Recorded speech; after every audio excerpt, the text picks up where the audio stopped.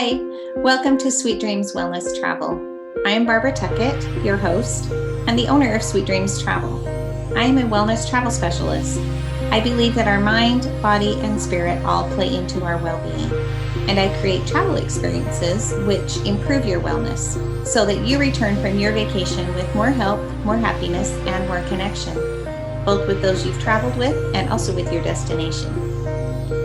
In these episodes, I explore travel and wellness experiences, giving you ideas and recommendations, and also interviewing people who have firsthand experience of the places where you may want to go next. Welcome, let's get started.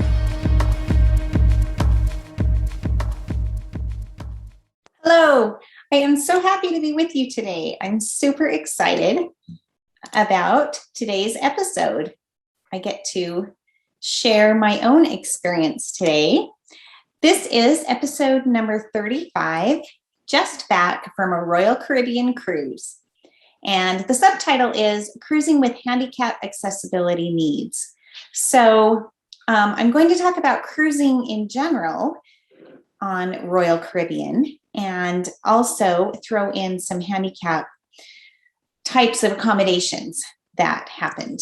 So I have a sister named Jenni, and a couple of years ago, someone asked her, is there anything you haven't done that you would want to do? And Jenni said, well, I've never been on a cruise. So we started planning. Of course, having a sister who is a travel advisor, that made it very easy for her and the family to start thinking about this. So we ended up going on a Royal Caribbean 5-day Mexican cruise from Galveston, Texas.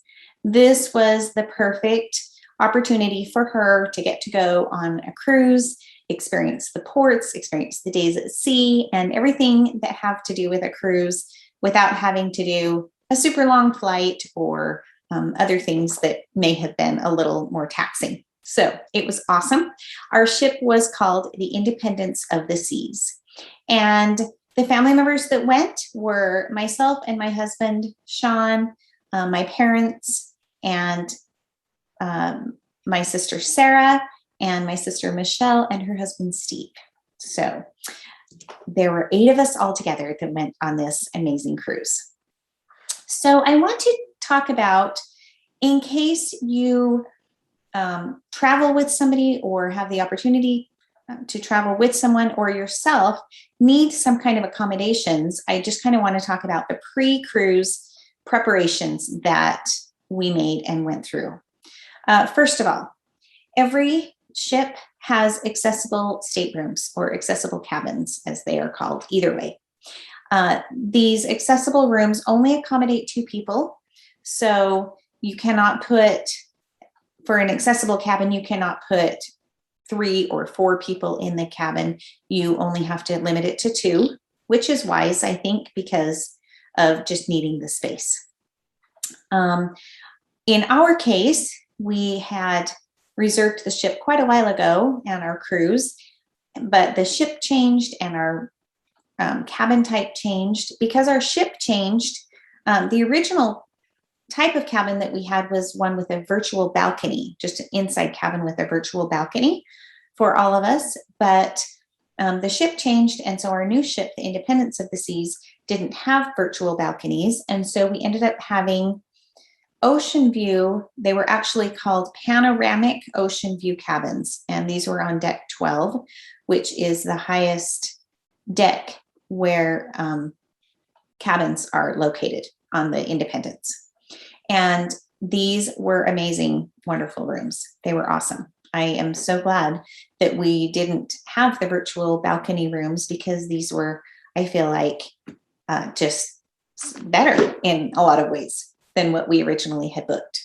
So we were switched, and that is happening right now. That's a very common occurrence, that you may have originally booked a certain ship, but then your ship changes and they are rerouting or exchanging one ship for another. And that's super, super common right now, with the cruises all getting settled as to what their itineraries are. So ahead of time, I checked on shore excursions with the accessibility team with the cruise line. the cruise line has an accessibility team, and so I could check on short excursions that would be available. Now, there are different types of short excursions. There are ones for all different types of accessibility needs. So if you can transfer yourself, if you need a wheelchair, if you can walk with a cane or a walker. So there are different levels of help that people might need with their accessibility. And of course, so I guess I didn't mention this yet, but my sister Jenni is in a wheelchair. She has cerebral palsy and has since she has been born. And she does not have the ability to walk. Her cerebral palsy is such that she cannot walk. And so in this way, hers would have been, I guess, the most, the word I want to say is severe, but that sounds like kind of a bad choice of words, but her ability to get up and be mobile herself is super limited. She needs help anytime she's transferring in or, from her chair to a different place.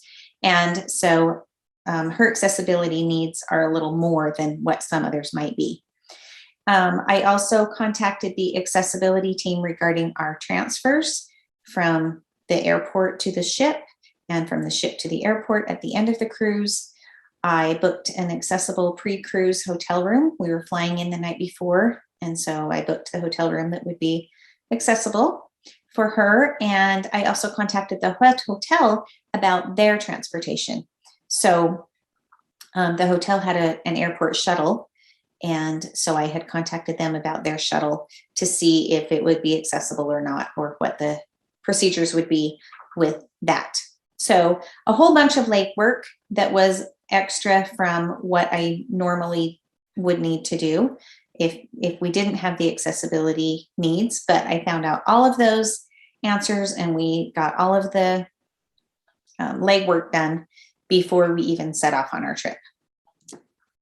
So the pre-cruise preparations that everyone needs to do these days are, first of all, you are required to check in online. So you need to create an online account and check in there.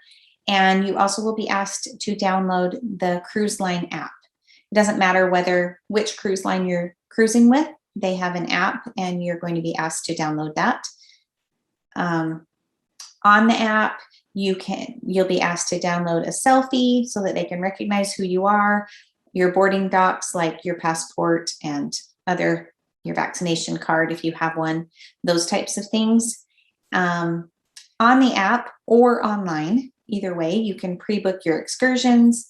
You can pre-book your specialty dining, which is any dining that you want to do for the surcharged restaurants. You can pre-book your drink packages on board. And so all of that is done before your cruise. You also, for cruising, you are required to take a COVID test within 48 hours of traveling. And so you'll have to have that negative result before you can board. Then within 24 hours of your cruise, then you will be asked to complete a pre-cruise health questionnaire. So all of those things are just standard as pre-cruise check-in procedures for everyone, no matter, what your cruise line or your cruise status is. So let's jump in and get started. So we got started on our trip at the airport. I would suggest that you arrive plenty early, especially if you are traveling with someone who has accessible types of needs. You can request wheelchair assistance, and they do a wonderful job at the airport of helping you with whatever you might need. They have a wheelchair that fits between the aisle, or fits in the middle aisle, the center aisle of the plane. And so they get that wheelchair, and we were able to transfer Jenni from her regular wheelchair to that airplane wheelchair and get her right to her seat. Of course, if you were able to walk down the aisle, you wouldn't need that accommodation, but handicapped passengers are allowed to board prior to other passengers, and then they wait until everyone else deplanes, and then the staff is able to help get them off of the flight. And so the airport handicap experience is wonderful. There was not one glitch with our boarding process at all. Then once we got to our destination in Houston, where we flew into, then we needed to get the hotel shuttle. The hotel transportation that they sent was a van. I had called them ahead of time to check to see if they had any type of accommodation that they could make for her being in a wheelchair. And unfortunately, the hotel does not have a lift or anything like that in their vans. And so we needed to just transfer her from her wheelchair into the van. It wasn't a huge deal. There was a running board on the van, so we could help her get on that, which, put her more the level of where she needed to be sitting. And it wasn't huge. We were able to transfer her into the van just fine. As far as, of course, and then we stayed that night in the hotel. And then the next day, transferred back to the airport to get Royal Caribbean's transportation from the airport to the ship. So, like I mentioned, I had previously called the accessibility team at Royal Caribbean to make sure that they knew that we would need the accommodation for an accessible type of transportation. So when we arrived at the airport to get the transportation, I was told that all they had was a regular motor coach bus, and it didn't have a lift in it. So one drawback to going from Galveston is that Royal Caribbean does not own their buses or any kind of transportation there. They just rent from other companies. And so although some do have lifts in them, others do not, and they don't really have any control, apparently, from what they told me. They don't really have a lot of control over which bus arrives at which time. So we were there at the airport. We knew that Jenni would not be able to get clear up onto those probably 5 or 6 steps, as you step into a motor coach bus and down the aisle to get into a seat. There was no way that we were going to be able to help her with that, because there's not enough room for her plus a couple of people lifting her in. So we presented this problem to the people at the airport as we were waiting, and they said that wasn't an issue, that they would send a separate taxi, and the taxi would be able to take Jenni plus a couple of other people, 1 or 2 other people in the taxi, and they would just meet us at the port. So that is what they did. They called a taxi and had the taxi arrive at the same time that the rest of us were getting on the bus. My parents and Jenni took the taxi, and the rest of us in our party took the regular Royal Caribbean bus down to the cruise terminal. So it worked out actually really great, even though it seemed like at first it was going to be kind of a problem just because the bus wasn't going to have a lift in it to be able to accommodate her. But Royal Caribbean was really great at stepping up, getting a taxi for her, and that worked fabulous. So that was great. So then we got to the ship and we were ready for the boarding process.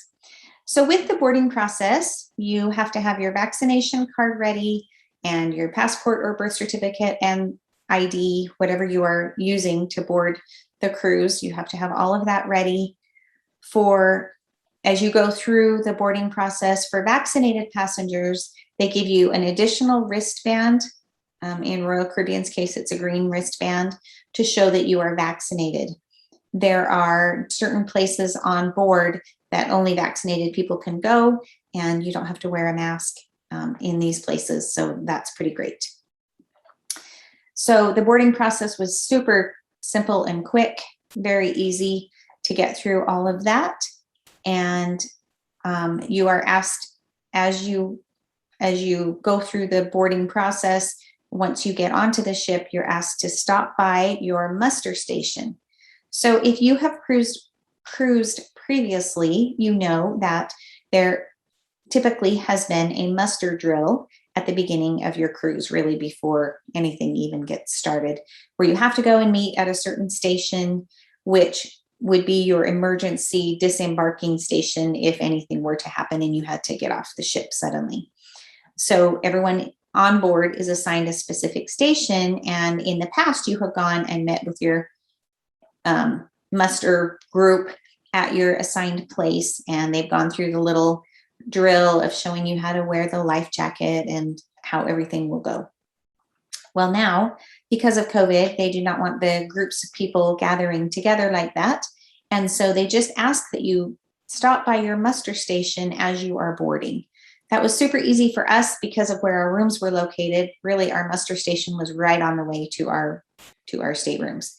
And so we stopped by. They had a clipboard of everyone's names that needed to check in at that muster station, and they just checked us off as we got there. So that was very easy. Our luggage was delivered to the hallway outside our rooms really soon after we arrived. So as you can see, if you're watching the video, you can see that I just included a picture of my card, my room card. It tells my stateroom and my dining. Of course, this card was printed, as you can see, this card was printed previous to my room being switched. This card says on it that my room is 820, which it was not. I was on deck 12, so my room was actually 1820. So this card is really great because this tracks any purchases that you make on board. You don't have to carry a credit card around or anything else. You just have your room key, which is this card, and it keeps track of where you are and any purchases that you make. So I wanted to show you the comparison between the handicap bathroom and a regular bathroom. On the far right, this far right picture is the regular bathroom. So this is mine and Sean's and my bathroom. And you can see that you can't really see the full shower, but on the left, there's a small shower, and then straight ahead, there's just room for the toilet and the sink right there. It's small, but it's completely adequate. However, the two pictures on the left and center they show the handicap bathroom. And this is very, very spacious and roomy. They've got a shower chair. They've got of course, all of the staterooms have the shower head that you can lift off and use.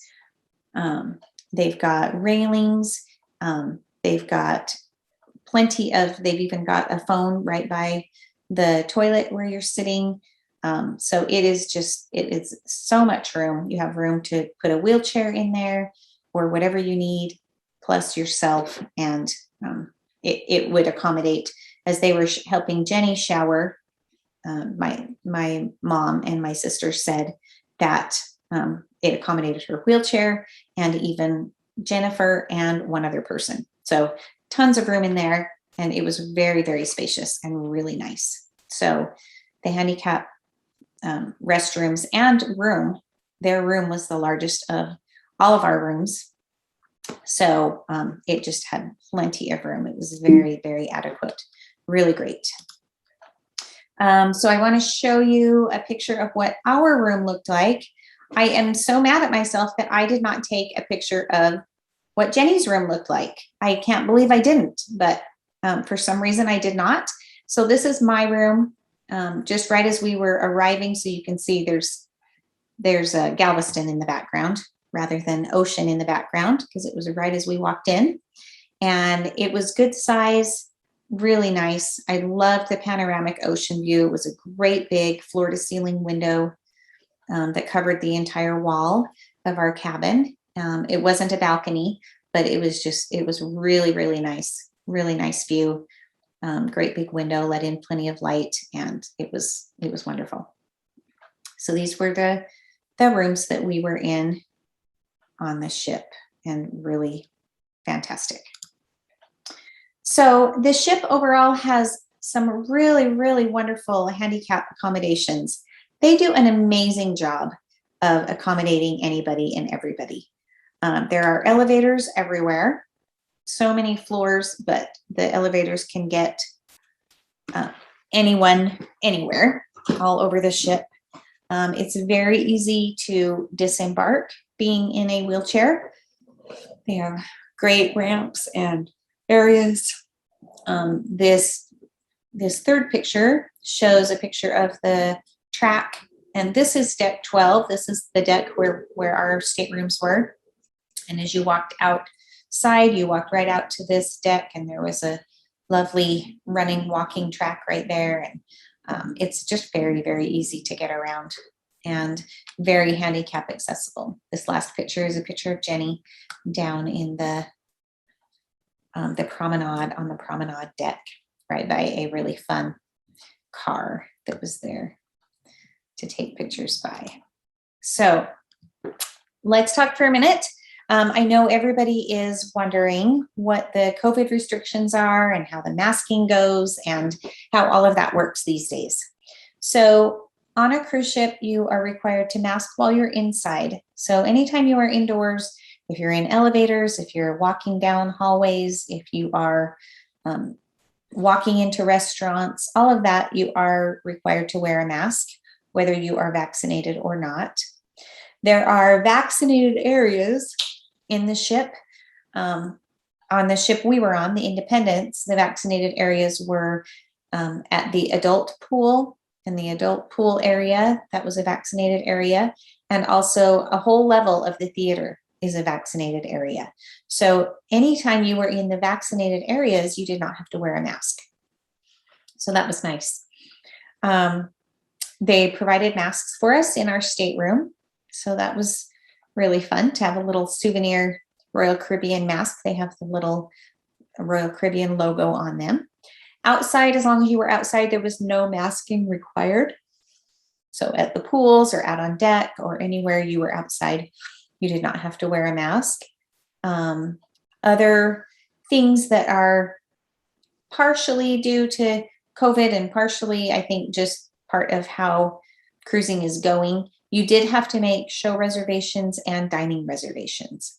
So if you wanted to eat at a specialty restaurant, you would make your reservation for the day and the time.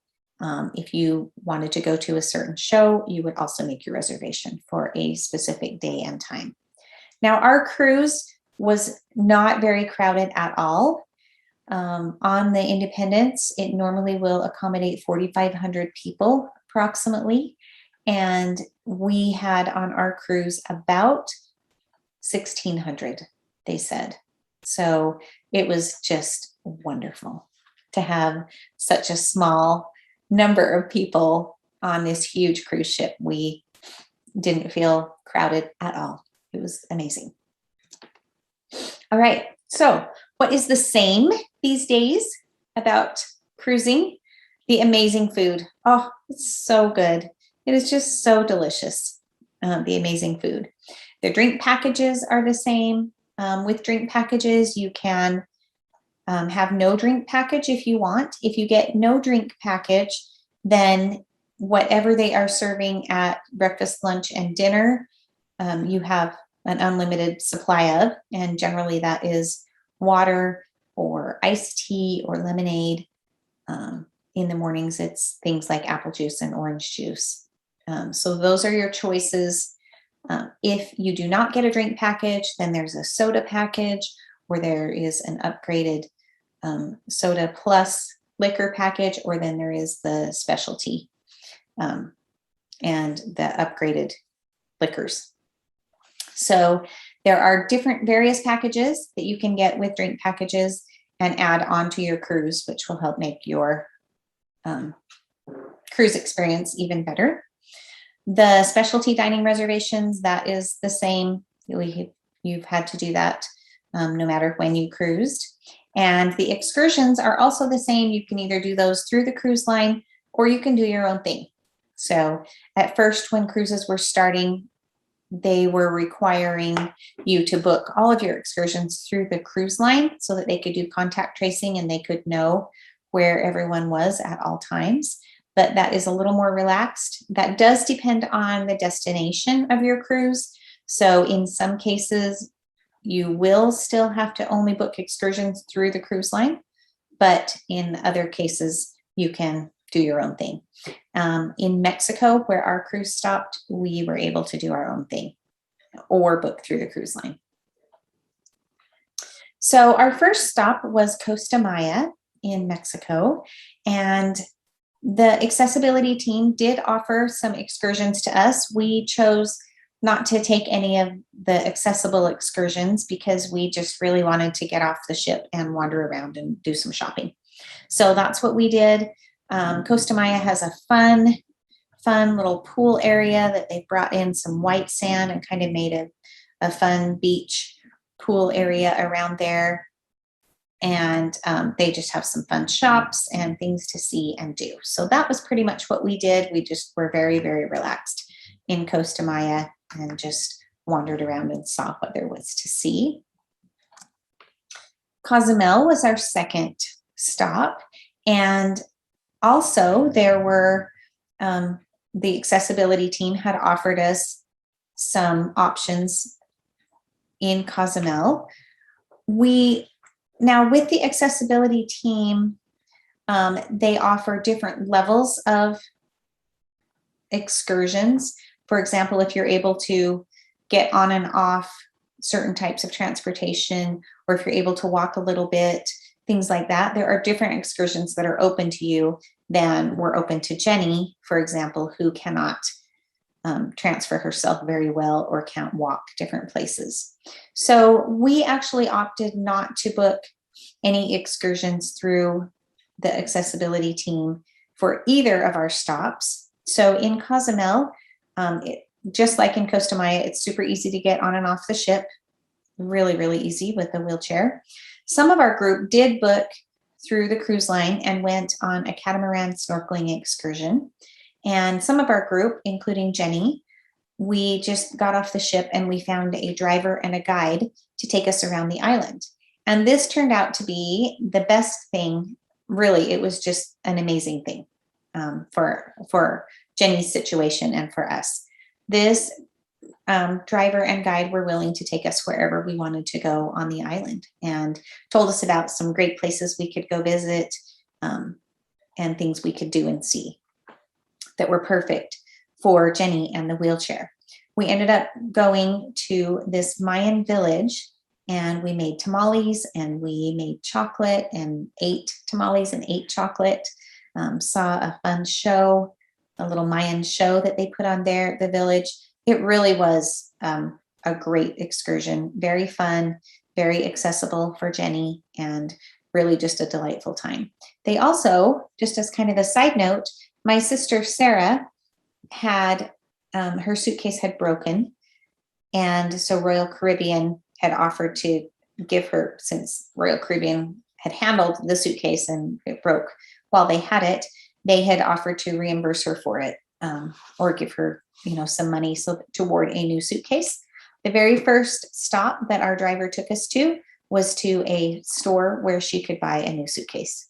So before we even started on our other excursions, she got that suitcase all bought and she would be ready to go for when she had to pack it back up at the end of the cruise. So it was really awesome, really amazing. Our driver and our guide did such a great job of taking us on our own private excursion on the island of Cozumel. So I want to talk about shows and activities for a bit. There are nightly shows still. They are not very crowded because the ship is not very crowded. The great thing is there is a whole vaccinated area in the theater. One floor of the theater is 2 floors, but one floor of the theater is all for vaccinated guests. And so if you are in the vaccinated area, you don't need to mask. So that is nice. On our ship, they had an ice skating rink. They did have times open that people could go ice skating. We didn't ever go ice skating, but we did go to an ice skating show, and that was really fun. They just have all kinds of fun activities the whole time. We did a silent disco, which is a fun idea. We hadn't done that before. As you walk in, they give you headphones and the headphones have different stations that you can switch it to, and they have different songs going on each station. And so basically you're in the disco, you're dancing around, and you're dancing to only the music that you can hear. So it's a silent disco. Nobody else can hear your music. But it was very entertaining to walk in and hear people singing along with the song that only they were hearing and dancing to the rhythm of the song that only they were hearing. So that was a fun time. We did do the silent disco. All of the pools are open and everything's great that way. So everything's the same cruise-wise. And here's a picture of Jenni sitting on the edge of the pool. Like I said, the shows and entertainment are the same. Sean and I celebrated our 28th wedding anniversary on the first day of the cruise, and that's fun. They do a fun birthday or anniversary little celebration in the restaurant for you in the dining room. And so that was this picture is our little anniversary cake that they brought us. We played bingo, and we tried out the flow rider and the water slides, and pretty much tried to do just about everything there was to do on board. Everything's open, everything's fun, everything's great. Other things that are the same, the kids clubs are still open, and there were quite a few kids on our sailing. Not tons of kids. There weren't tons of kids, but everywhere you went, you saw, a few kids in the dining rooms, on board, playing in the kids pools and on their water slides. And you saw kids, here and there. They do still have the soft serve ice cream available, and they have a Ben & Jerry's on board. That is considered a specialty dining, so you have to pay more for the Ben & Jerry's, or if you just want soft serve, that is included. So many activities, all the activities, I think, are still available on board. We didn't notice anything that was not available, other than they have an escape room, and we didn't ever see that was open. So I think that is still closed right now. But other than that, as far as I know, everything was open on board, all of the activities and everything. So it was a wonderful time. We got to do excursions. We had really fun days at sea, and really got to experience everything. The checkout process consists of, back in the day, they always wanted you to leave your luggage outside your room the night before, and then they would take it for you, and you wouldn't see it until you had disembarked from the ship, and then you would find your luggage and take it with you. That is still available now. That process is still available. They can take your luggage for you if you put it out the night before into the hall, or you are also free to take care of your own luggage. And so if you want to just disembark with your own luggage, then you just bring it with you as you exit. And the checkout process is super easy. Basically, you just have to swipe your card that you're leaving the ship, and they know that you're out of there. So you do have an assigned checkout time, so it's not very crowded. You really hardly see anybody. There's just very few people that you see as you are disembarking. It's not the crowds and crowds of people like it used to be cruising, just because they've got it so efficiently assigned to your checkout times. And then outside, you can meet your shuttle to go back to the airport, which is what we did. It was really nice because the bus that they had to take us back to the airport did have a lift. And so they were able to just put Jenni's wheelchair right in. Jenni in her wheelchair, put the whole thing right in the back of that motor coach, and we were all able to ride in the same motor coach. However, if they hadn't, they would have just gotten a taxi for her again, and it would have been just fine. So, but we were glad that we all got to go back together and disembark all at the same time and head back to the airport. So I feel like this was just a quick and dirty overview and hopefully gave you enough details and answered enough of your questions if you've had questions about cruising. In my opinion, my conclusion is there is no reason not to cruise right now. There really isn't. The cruise lines are requiring 90 to 95% of people be vaccinated. So that is something that you will encounter. The reason that it's not 100% is because of children or because of people that cannot get vaccinated for whatever reason, medical reasons or whatever. So vaccination might be a hurdle if that's an issue for you, but it may not. So the biggest reason to cruise right now is the small numbers of people that are on board. I love it. I love having this huge ship almost to myself. It was just so amazing. It was so great to get to go on the flow rider and not have huge lines. It was so great to get to do any of the activities that we wanted and not feel crowded or big lines or anything like that. It was really awesome. So I would highly recommend cruising right now. It's the perfect time to go. I know that cruises are just going to get more crowded and more busy. So by the time you go, you may not have quite the amazing low numbers that we had when we were on our cruise, but I think it'll be a while before the cruise lines are completely back to capacity. So there is no reason at all not to cruise right now. I absolutely loved it. There wasn't anything that wasn't great. It was perfect to go with my sister who needed all of the handicap accessible types of accommodations. They did a wonderful job of accommodating for her. They also none of our party had any dietary restrictions. None of us needed any diet changes or anything, but they also do an amazing job of gluten-free or dairy-free. They have lots of food accommodations as well. On every menu, there are listed lots of options on every menu. So I would say there is no reason not to cruise right now. So happy thinking about cruising, and we will talk to you next time. Thanks for joining me today. If you've enjoyed this episode, please like, share, subscribe, or leave a review. If you'd like to contact me about a vacation, the best way is to visit my website, sweetdreamstravel.net. To connect on social media, you can find me on Facebook, Instagram, Pinterest, or LinkedIn. See you next time.